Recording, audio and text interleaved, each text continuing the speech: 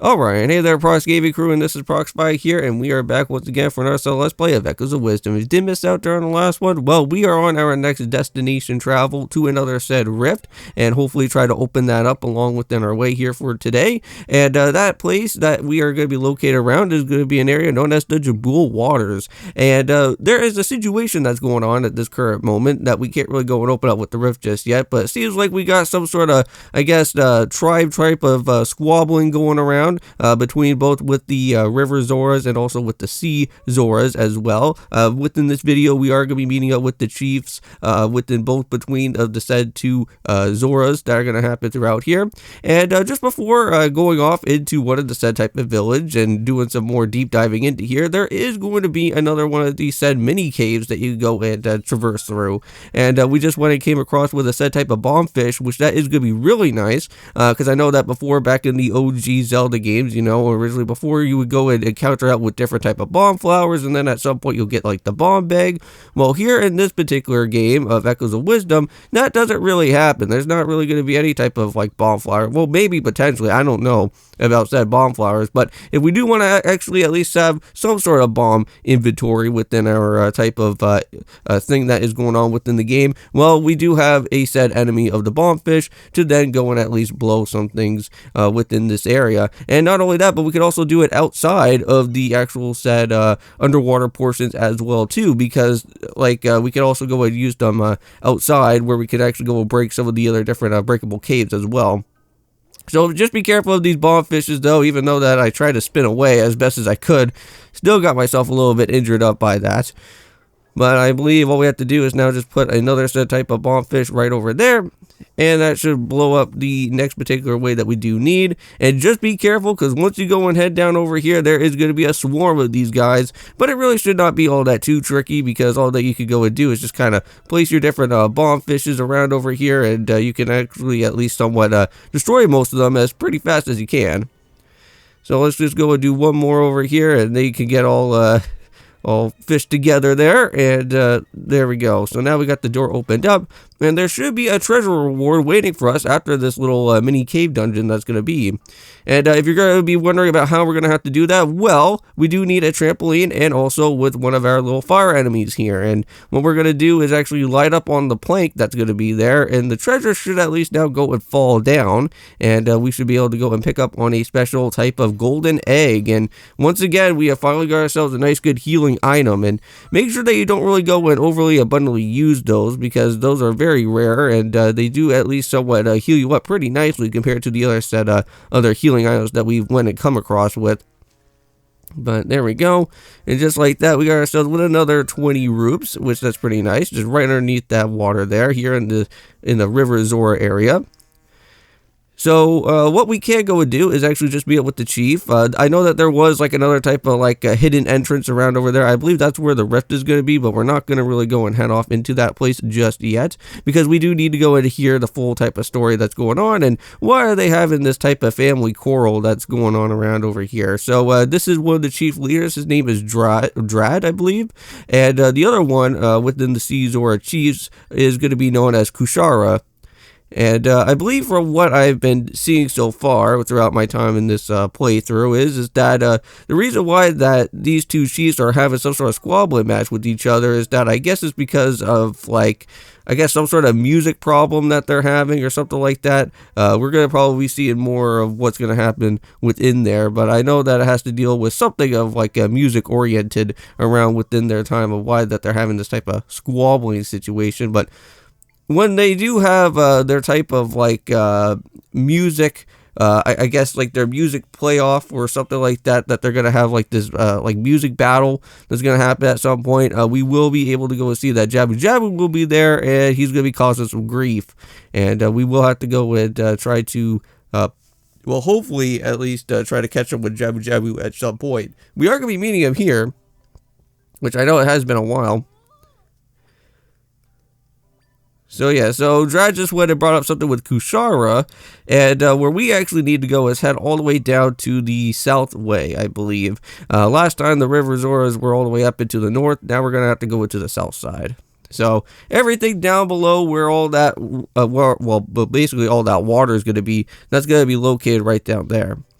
And if you ever do feel like you're going to be somewhat lost, well, there is going to be a said type of sea Zora just chilling right here in the water. Kind of like just what happened like in, I want to say like Majora's Mask as well. Or Ocarina of Time. I can't really remember, but I know that there's like a Zora somewhere and you can just basically just go and figure out where you need to go.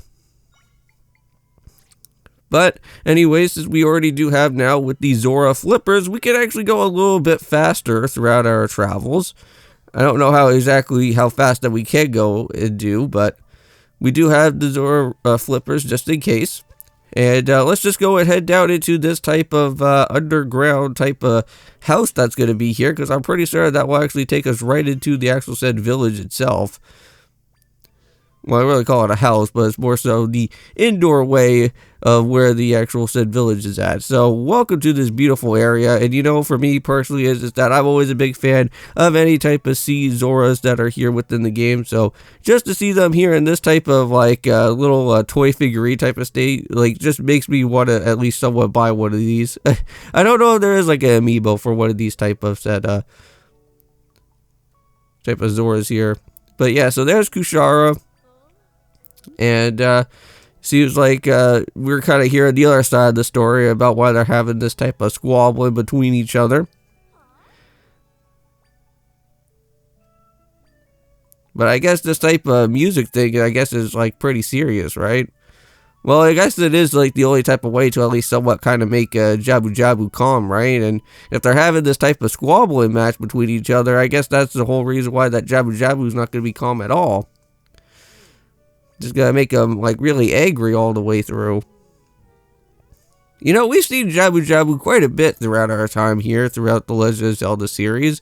Like, I'm just trying to think, like, how many times have we ever seen Jabu Jabu? Like, I'm pretty certain, I think he was in, what, like, the Wind Waker game, which was like, well, he was like a featured cameo. He wasn't like all that into the actual said game. He was just there for you to just get the actual said, special type of orb to then go and take it to the Tower of the Gods.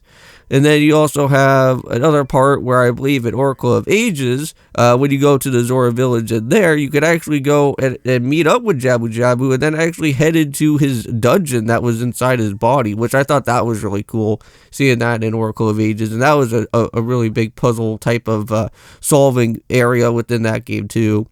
And then, of course, you do have Ocarina of Time, where you do go into Jabu Jabu's belly throughout that one particular dungeon throughout there as young Link. Which I always don't like that one for whatever reason. I think that one in particular, I've got lost like so many amount of times compared to the other different dungeons that like it's not even funny. And I think even still to this day, even when I went and did like my my revisit, I guess, or like the reboot series that I went and did for Ocarina of Time within that game, I still even got myself lost throughout there. So, so here we go. So now they're gonna have their music off here with their battle. So let's see. Yeah, and unfortunately, as you guys go and look at here, with their music, it's not like intertwining with each other. It's not even having any type of harmony at all. It's just so bad. Well, no wonder why that Jabu Jabu was going to get angry from all that. And even with the assistants and them trying to like even calm the chiefs down, it seems like that's not even going to happen either. So yep, so there's Jabu Jabu right there. We finally get to see him all this time. Even though that he does look happy with that face there, he's not really actually happy. And now, for what's going to happen is that Jabu Jabu is going to get so angry that he's going to basically suck up the assistants that are here. Oh no. So Inawana and Rogma are now basically sucked up from Jabu Jabu. Oh man. This dude really went and gulped them down. Yep, so now he's off and he's going to be heading over towards to the Sea Zora village now. And that is where that actual set of rift is going to be located. So now Drad and Kushara are now going to have to go and head over towards to the village as fast as they can. Yeah, and we won't actually be able to go and kind of go up the waterfall itself either, I don't think. Well, we have the Zora flippers. I don't know why we can't actually go and head up the way up the waterfall, because we should be able to do that, right? But either way, here we are in the Crossflow Plaza. This is just a little bit in the outer portion here at the very beginning. But bring one of your bomb fishes here, and you should be able to get yourself with a specialized type of chest. We'll probably be seeing more of these breakable walls as time goes on. But yeah, that is going to be our way of how we're going to be able to break down those type of walls there. Just like Chris Jericho. I had to say that because like I am a big wrestling fan after all. Alright, so that's not good. We just went and warped all the way over here, and that sounds like Jabu Jabu is getting really angry. Yeah, there has been some chaos, because you will get to see that, oh man, one of the Zora's homes has been completely tarnished. That sucks. But here we go. Let's head all the way up into this little hidden part right here. And that should take us right to the actual entrance way. And we will be meeting up with Kushar over here. And that is where we're going to be able to go and end off with this video for today. So thank you guys so much for going and stopping by. For the next time, we will be jumping into that said rift. And hopefully trying to figure out where the friends are for Try.